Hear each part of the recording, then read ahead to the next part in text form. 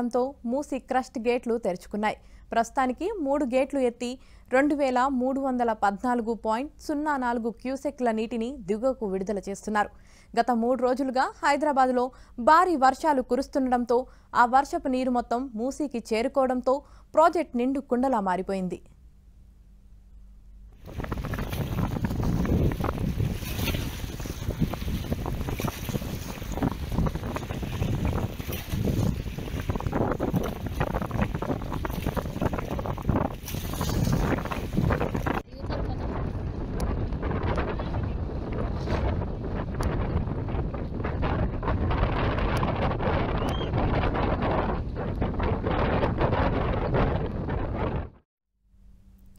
Musi project పూర్తి స్థాయి నీటి మట్టం 645 అడుగులు కాగా ప్రస్తుత నీటి మట్టం 643.50 అడుగులకు చేరుకుంది.